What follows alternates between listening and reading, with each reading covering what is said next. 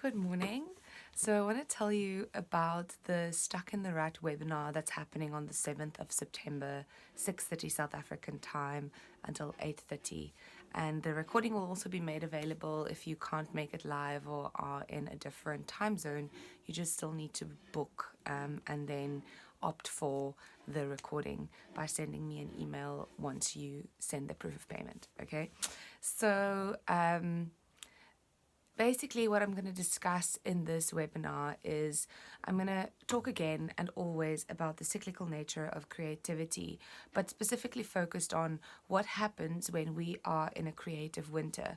So, the problem is that we are often not taught about the cyclical nature of our creative energy. And the fact is that it does kind of, like Dr. Clarissa Pinkola says, it has a birth and then it rises in energy until it's at a zenith, and then it like kind of starts declining until it reaches a death.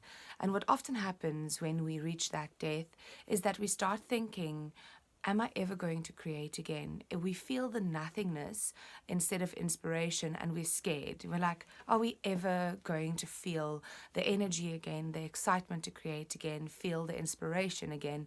And then we start panicking and we do certain things which kind of pushes us out of a creative winter, which is a healthy place to be in if you understand what is happening in the creative winter and what is required of you to take care of your creative energy in that time. Okay, so that's the one thing I'm going to focus on. I'm going to talk about the creative winter, what happens when we're in the creative winter, what practices we can do when we're in the creative winter, and how to know we're in a natural state of creativity, going into a decline, into a hibernation, and functioning underground. It's not dying, it's just underground. It's working in the subconscious. And what practices you can do and how you can really nurture your creative energy, because all of this that I'm doing and talking about and teaching about and facilitating about is to create an awareness of how we can really nurture our creative energy, our inner artist, the one that's always pushing us and urging us to make something, how we can nurture them so that we have a sustainable creative practice. So this sustainability links to emotional, physical, spiritual sustainability, which then of course bleeds into the financial and the business and the practical sustainability. So that we are not struggling artists, we are not constantly in a manic panic, we are not like compromising our relationships and our health in order to be a creative, so that we can be well functioning, healthy, creative beings. Okay. So the one aspect is to look at the healthy creative winter and the slump that happens there. So when you're feeling stuck in a rut, to know whether it is a healthy stuckness, it is a healthy slowing down, and what to do, right? And then there's the creative wounds that is the unhealthy stuckness. It's what actually gets us blocked.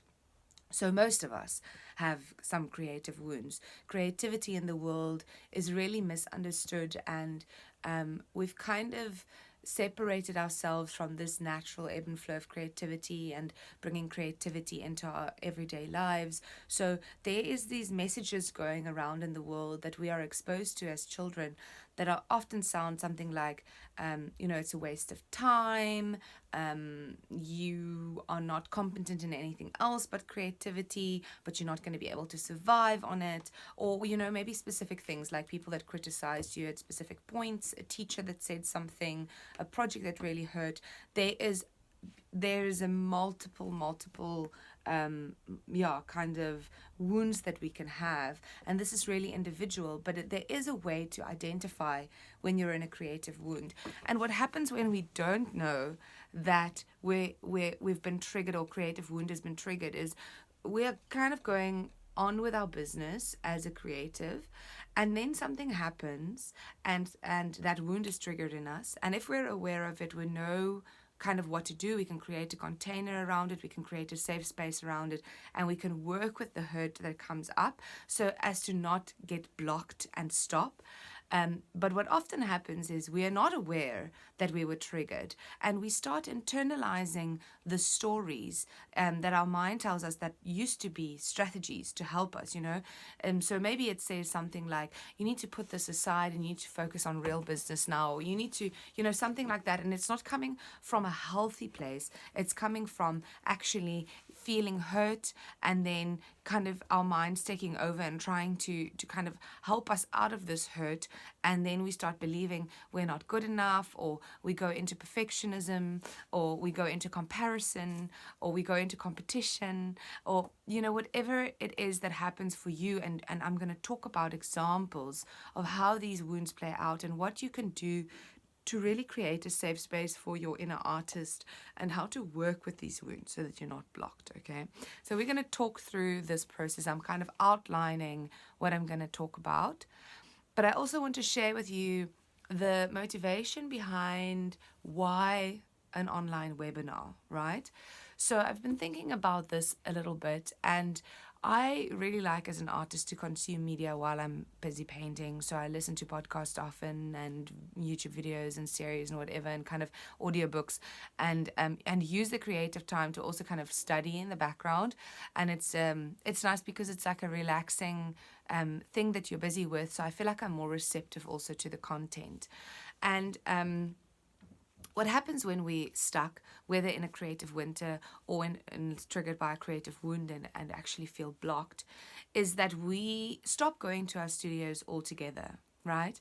We stop spending time there, and we keep saying, okay, next summer or next month, or when I join this workshop, or when I have a weekend, or at the long weekend. And we keep kind of postponing the time to actually sit down and just spend time at our desks. And this is an important practice to still maintain when you're in a healthy creative winter.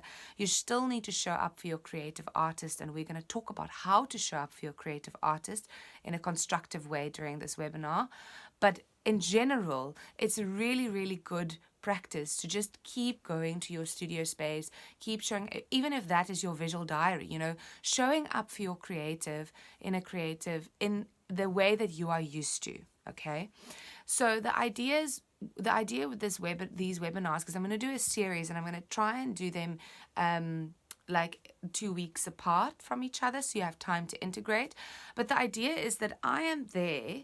You can put me on in the background while you are making something, while you're doodling or writing, or just sitting and relaxing in your space that's normally your studio space, and I'm there to kind of keep you company, and keep you accountable also to show up for your creative. And even if that is to sit and listen just to the webinar, that is a massive step, because you are showing up and you're saying, I have the intention to be more creative. That is really just the biggest step. That is the first step, and that is the biggest step that you can take to actually be there for your creative, right? So now you're sitting and you're doodling, and you're listening to what I'm saying, and you're taking in the content, and then hopefully some inspiration is sparked in you, okay? This is also my intention. This is why I sometimes call myself a muse.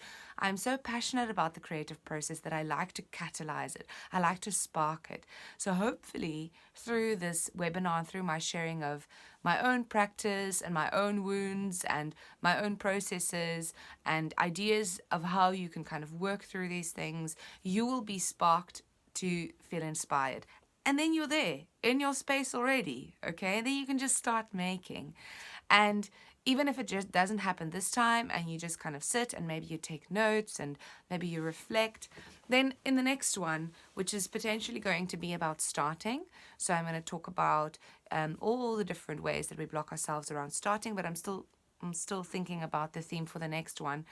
But hopefully then in the next one you show up again, you sit there, you have all your mediums around you, and maybe this time you start doodling. And then maybe next time the doodles become a collage. And so every time you're showing up and I'm there talking about creativity, and the intention is really there to invest in your creativity, there is the potential for the process to be catalyzed and to start. And I'm also going to give active practices that you can do to catalyze the process. In every single webinar, there's going to be a different kind of practice that you can do to catalyze your process. Okay. So I want to be in your studio. Instead of you coming to my studio for the live workshops, I want to be in your space. And I want to kind of urge you to cultivate a space where your inner artist feels safe. And whether you are blocked or not, you can really go and sit there and spend time with yourself and reflect on what it is that I've shared in the webinar. Okay, so I hope to see you there. The booking link is in my bio. And yeah, stay inspired.